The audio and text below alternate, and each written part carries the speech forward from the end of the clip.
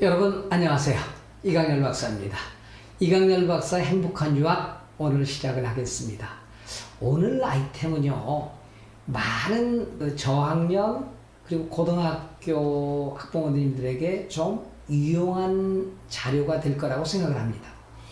특히 코로나19로 인해서 조기 유학, 그러니까 해외로의 조기 유학이 많이 주춤해졌죠. 많은 분들께서 코로나 사태가 가라앉을 때까지 그냥 국내에서 내 옆에서 국제학교나 외국인 학교를 보낼 거야 하는 부모님들이 굉장히 많으세요. 외국에 있다가 불러들기도 하고 여기서 외국으로 보내지 않고 국제학교, 외국인 학교로 보내려고 하는데, 한마디로 어떤 학교 보내야 돼? 이런 생각을 갖고 계신 분들이 많습니다. 그래서 오늘은 내 아이 보낼 국제학교 이런 기준으로 찾아라 는 제목으로 여러분과 함께 생각을 해보고자 합니다.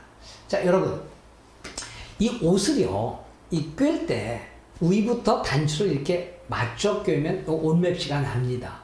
그런데 단추를 하나 엇끼면 옷매무시가 참 고약하죠. 예. 그리고 이 바로 잡으려면 전부 풀러야 되고, 그래서 처음부터 새로 꿰야 됩니다. 바로 교육도 마찬가지입니다.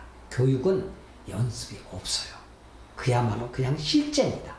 첫 발짝을 잘못 내디면 그냥 멀리 가버리고 결코 돌아올 수 없는, 그러니까 밝은 미래를 여는 대학 진학이 엉망이 될 수도 있다는 말씀을 합니다.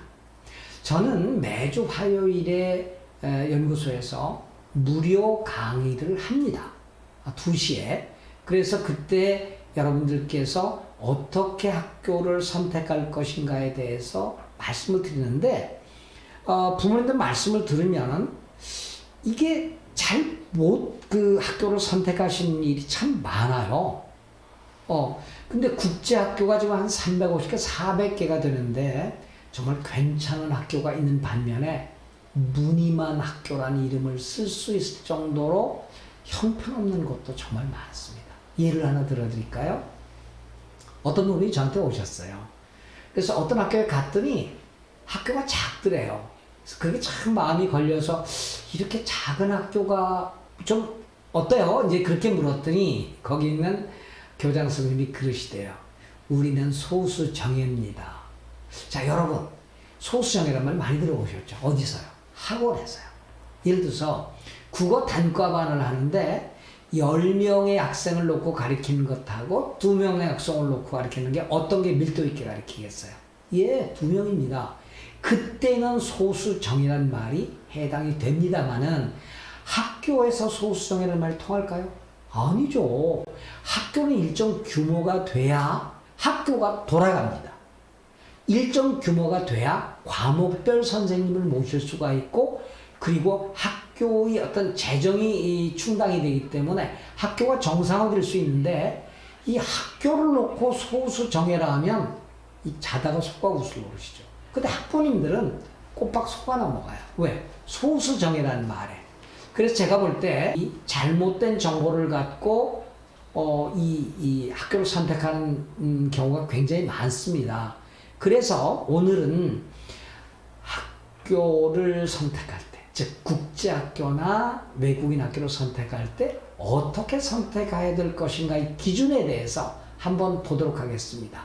여기 보면 굉장히 이 항목들이 많은데 하나하나 설명을 좀 해드리겠습니다. 전체 학생 수가 제공학년입니다. 아까 말씀드렸다시피 전체 학생 수가 몇 명이냐는 중요합니다. 이 학생 수가 작으면은 학교로서의 꼴을 갖추지 못하고 과목별 교사를 제대로 채용할 수가 없습니다. 그래서 일정 학생 수가 돼야 되는데요. 학년별로 학생 수가 일정 규모를 갖춰야 됩니다. 근데 얼마라고 할 수는 없어요. 근데 한 학년이 2~3명이다. 이건 문제죠. 한 학년이 적어도 5명 이상 10명은 돼야 되지 않을까요? 그리고 미국에 보면은 보딩스쿨의 경우에 9학년에서 12학년까지 전체 인원이 300명 내외입니다. 여러분께서 어떤 숫자가 좋을지는 여러분 판단에 맡기겠습니다. 두 번째로요, 미국 대학이 굉장히 학생을 선발할 때 중요하게 여기는 게 Grading College Prep Course였어요. 그 다른 말로 얘기하면 AP가 개설되어 있니, IB로 하니, A레벨을 하니 이 얘기입니다. 그 얘기는 일반 고등학교 학생들보다 높은 수준의 교과 과목을 가리키고 있다는 것입니다. AP가 개설된 학교나 IB 코스, IB 디플로마를 개설한 학교는 분명히 수준이 높은 학교예요. 그런데요, 어떤 학교, 강남에 있는 어떤 학교 보니까요, AP가 하나도 개설이 안 되는 학교고 AP를 가르칠 수 있는 라이센스를 못 얻었는데 AP 한다고 그럽니다. 들어가서 보니까 아무것도 없는데 학부모들한테 우리는 AP 합니다 라고 했어요. 그 학교 AP 못 가르치는데 부모님들은 그냥 또 쏟고 계시더라고요. 우리 학교가 정말 AP를 제대로 가르치는 학교인가, AP가 몇 개 개설됐는가를 한번 보시고요. AP가 개설이 안 됐다 하더라도 밖에서 AP를 온라인으로 들을 수 있도록 하고 그걸 교과 과정에 반영을 한다면 문제는 없습니다. 예, AP 선생님들을 다 모시기가 어렵다면은 그런 방법으로 할 수 있는데 단 그럼 AP가 없으면 미국 대학, 상위권 대학 못 가겠네. 그거 아니에요. AP가 없어도 상위권 대학을 갈 수 있는데 AP가 있는 학교는 그만큼 어떤 학교다? 네, 학교의 퀄리티, 질이 높은 학교라는 말씀을 드립니다. 학교 인증 문제를 말씀드리죠. 인증과 인간은 다릅니다. 인간은 우리나라의 교육부가 인가한 학교입니다. 근데 미국은 accreditation, 인증이라고 합니다. 우리나라는 인가를 국가기관에서 하지만 미국의 인증은 사립기관에서 합니다. 그래서 미국에 6개 인증기관이 있어요. 그게 이제 WASC라든지 MIS라든지 여러분 한번 찾아보시면 되는데, 근데 학교 홈페이지에 들어가면 이게 있어요. ACIS 해놓고 인증받았대. 아니에요. 그거는 아마 기독교 학교 연합회 같은 건데 우리나라 사립대학 연합회 같은 거예요. 그러니까 아무렇게나 올려놓고 우리는 미국 인증받았어야 하는 학교가 무지하게 많습니다. 그거 다 가짜예요. 자, 그래서 홈페이지에 들어가면 About Us, 우리는 누구야? 이 학교는 해놓고 밑에 가면 마크들이 있습니다. 근데 그 마크를 보시면 이 학교가 인증받은 학교다, 인증받지 않은 학교다 알 수 있는데 그럼 인증받은 학교로 가야 될까요? 아닙니다. 인증받은 학교는 아까 말씀드린 대로 AP나 IBDP A레벨처럼 분명히 학교가 어느 정도의 수준은 됐다는 얘기입니다. 그러니까 심사를 해서 미국의 그 인증기관들이 심사를 해서 이 학교는요 미국계 학교로 인증받을 만합니다. 미국계 학교의 커리큘럼을 갖고 어느 수준에 올랐습니다 라고 얘기하는 거기 때문에 accreditation 됐으면 분명히 그 학교는 어느 수준에 올랐다는 얘기예요. 그러면 안 받은 학교는 미국 대학 못 갈까요? 아닙니다. 갈 수 있습니다. 여러분 accreditation이 안 됐다고 해서 미국 대학 못 가는 건 아닙니다. 그런가 아까 인가가 되지 않은 학교들의 그 법적 지위는 우리나라에서는 아직도 학원입니다. 학교가 아닙니다. 그건 분명히 아세요. 그런데 미국 대학 갈 때는 전혀 문제가 발생하지 않습니다. 그러나 이왕 고르시려면 미국계 인증학교를 고르십시오라는 말씀을 드리고, 이에 대해서 궁금하시면 미래교육연구소 블로그나 또 미래교육연구소에 상담을 요청하시면 자세히 알려드리도록 하겠습니다. 그 다음에는 교사와 학생의 비율과 학생 수, 그리고 교사의 질, 평균 근속 연환입니다. 자, 교사 대 학생의 비율이 1대5와 1대20은 어떨까요? 교사가 많다는 얘기죠. 1대8은, 1대5는. 그러니까 그런 경우에는 교육의 질이 높을 수밖에 없습니다. 미국 대학도요, 아이비리그 대학은 교수와 학생 비율이 1대8, 1대10, 1대12 이렇게 되는데, 주립대학으로 가면 1대20, 어떤 학교는 1대25까지 갑니다. 그러니까 어떻게 해요? 반수가 커지면 교육의 질이 낮죠. 한 반의 학생 수가 작다고 무조건 좋은 게 아니라 전체 학생 수가 작으면 교사를 채용하기 어렵다고 그랬어요. 그리고 이 교사들이 작으면 어떤 문제가 벌어지느냐?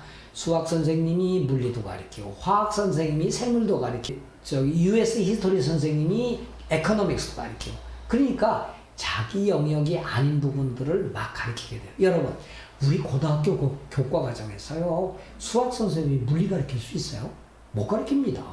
근데 이게 아까 학교의 사이즈가 작으면 그런 일이 벌어지고요. 또 작아서 교사의 질들이 그렇게 낮아질 수가 있으니까 또한 학교가 크다고 해서 교사의 질이 높은 거 아니에요. 교사로서 자격이 없는 사람들이 교사 노릇하는 학교가 굉장히 많습니다. 그리고 이동이 너무 많아요. 또 하나는 이 외국인 교사들을 채용하기가 아주 까다롭습니다. 우리나라의 비자 시스템 자체가 그래서 실력 있는 외국인 교사 선생님을 채용하기가 매우 어려워서 거의 6개월마다 움직이고 2년이면 다 바뀌어요. 그래서 그걸 여러분께서 한번 꼭 지켜보시기 바랍니다. 또 하나는요, 교장 선생님과 이사장님의 교육관입니다. 굉장히 중요합니다. 저는요, 교육자와 교육 장사꾼은 구별이 돼야 된다고 봅니다. 근데 정말 교육자도 계시지만 교육 장사꾼들도 너무 많아요. 너무 많아요. 그 인가된 학교들의 경우에는 교장 선생님들이 밑에서부터 오래 경력을 쌓고 교감 연수, 교장 연수 받아서 임명이 되지만은 그 국제학교 교장이 아무나 돼요. 따로 자격이 없습니다. 그러니까 남편은 이사장, 교장은 막 아내, 이런 학교도 많고요. 또 하나는 오해가 없기 바랍니다. 종교라는 이름으로 세워진 학교들 가운데 정말 이상한 교장 선생님과 이상한 이사장님들이 꽤 많으시더라고요. 부모님들이 오셔서 말씀하시는 걸 보면 또 저희 컨설턴트들이 나가서 학교를 이렇게 직접 방문해 보면 이건 아닌데 하는 학교들이 너무도 많아요. 비전문가와 비교육자의 교장과 이사장이 너무 많다는 거고요. 오늘 얘기 길게 안 할게요. 잘못하면 오해를 불러일으키니까 여러분들께서 양과 염소를 정확히 구별하시기 바랍니다. 자, 그 다음에 학비 문제입니다. 국제학교의 학비가 대충 한 3천만 원이죠. 그런데 제주에 있는 NLCS, KIS, 브랭섬을, 세인트 존스베리는 아마 4천에서 6천 되고 이것저것 부담하면 한 8천까지 갈 겁니다. 그러면요, 미국에 있는 명문 보딩스쿨보다 비싸요. 근데 이제 어떤 학교는 학비가 굉장히 저렴한데 저렴하면 어떤 문제가 생길까요? 예, 우수한 교사를 채용을 할 수가 없어요. 잘못하면 싼 게 빚이 떠올 수가 있다는 얘기죠. 근데 싸다고 갈 것도 아니요, 비싸다고 좋은 학교가 아니라는 겁니다. 여러분들께서는 감당할 수 있는 정도의 학비를 꼭 보시고요. 나중에 이제 미국의 명문 보딩스쿨의 재정 보조 이야기를 하겠습니다만은 미국의 명문 보딩스쿨로 가서 파이낸셜 에이드, 재정 보조를 받으면요, 우리나라 국제학교보다 훨씬 더 저렴한 비용으로 다닐 수 있는 학교도 있다는 팁을 드립니다. 따라서 고등학교 때 너무 학비 많이 쓰지 마세요. 메인 게임은 대학이죠. 대학에 들여야 될 돈이 촌사람 마라톤 하듯이 초반에 뛰어갔다가 종반에 못 달리는 경우가 발생하거든요. 그러니까 학비 문제는 미래기술에서 따로 재정보호조, 미국 대학의 재정보호조와 미국 명문 보딩스쿨의 재정보호조, 장학금에 대한 컨설팅을 따로 해드리니까 오셔서 강의를 들으시거나 상담을 받으시기 바랍니다. 적절한 수준의 학비를 선택하시길 꼭 부탁드립니다. 이제 또 하나는요, 또래 집단의 우수성입니다. 자, 보세요. 왜 하버드입니까? 왜 아이비리그입니까? 왜 서울대, 연대, 고대입니까? 예, 또래 집단이 우수하기 때문에 그렇습니다. 또래 집단이 우수하면 덩달아 우수해져요. 그래서 미국의 명문 보딩스쿨은 SSAT 시험과 ISEE라는 시험을 보죠. 자, 이 또래 집단의 우수성을 측정하는 것은 SAT의 평균 점수와 AP를 이수한 학생 수와 학생들의 평균 GPA를 보는데 국제학교에서 잘 안 가르쳐 줄 거래요. 예, 이렇게 들여다보면 이 학교의 학생들은 어느 정도 우수하구나를 대충 알 수 있어요. 근데 이런 표현을 줘도 되나요? 애들이 막 마구제비로 들어와서 밑에와 위 사이가 너무 넓으면 교사가 어느 수준에 맞춰야 될지 몰라요. 그게 학교의 질을 또 떨어뜨릴 수가 있으니까 여러분은 또래 집단의 우수성이라는 요소를 꼭 한번 잘 지켜보시기 바랍니다. 그리고 이제 또 하나는 대학 입시 결과예요. 옛날에 서울대학교 많이 나온 학교가 인류고등학교였어요. 그렇지 않습니까? 그리고 많은 고등학교들이 미국 보딩스쿨도 우리는 아이빌리그면 그걸 마트리큘레이션이라고 그러죠. 우리는 하버드 몇 명, 스탠포드 몇 명, 프린스턴 몇 명, 예일 몇 명, 몇 년부터 몇 년 사이에 우리는 몇 명을 넣어서 이걸 많이 밝히고 있습니다. 국제학교도 보면 우리는 작년에 코넬 2명 보내고요. 이렇게 쭉 리스트를 내는 경우가 있는데 여기에는 자칫하면 속을 수가 있습니다. 한 학생이 10개 학교를 상권 합격해놓고 이게 마치 이 학교 전체가 한 것처럼 자랑하는 학교가 있어요. 저는 보면 압니다. 그래서 전체 넷으로 간 학교를 한번 보여달라고 그랬어요. 한 학생이 10개 가고 10개 학교가 전부인 것처럼 이렇게 선정을 하면 여러분 깜빡 속습니다. 근데 결론적으로 얘기하면 입학 결과가 좋은 학교가 좋은 국제학교고 좋은 외국인 학교입니다. 그래서 색안경을 끼고 보실 필요는 없지만 어떤 진정하게 어떤 학교에 몇 명이 갔는지를 꼭 한번 잘 파악하시기 바랍니다. 또 하나는요, 방과 후 액티비티 프로그램입니다. 말하자면 엑스트라 카리큘러 액티비티였습니다. 학교는요, 공부만 가르치는 게 아니잖아요. 미국의 명문대학은 공부만 잘해서 안 가잖아요. 또 하나는 대학의 진학이라는 목표도 있지만 인성교육이라는 목표도 있어요. 그래서 수영도 하고 그러니까 스포츠도 하고 그 다음에 봉사도 하고 그런데요. 보면은 아주 허접한 그 액티비티를 이렇게 뻥튀기 해가지고 잘하는 것처럼 보이는데 제 눈에는 보입니다. 옥석이 구별되더라고요. 그래서 9학년부터 12학년 때까지 학생별로 다양한 액티비티를 제공하는 학교인가 아닌가를 보시고요. 또 하나는 인성교육에 얼마나 중점을 두는가를 꼭 한번 보시기 바랍니다. 인성교육입니다. 그거는요, 의미 있게 가난한 이들과 소외된 이들을 돕는 프로그램과 함께 지역사회와 공공선, 커뮤니티 굿스 혹은 퍼블릭 굿스에 얼마나 학교가 관심을 가지고 학생들을 이끄는가를 보시면 이 학교가 제대로 된 학교인가 아닌가를 보실 수 있어요. 이에 대한 프로그램도 연구소에 있으니까 와서 한번 구경하시기 바랍니다. 또 하나는 카운슬러가 있느냐.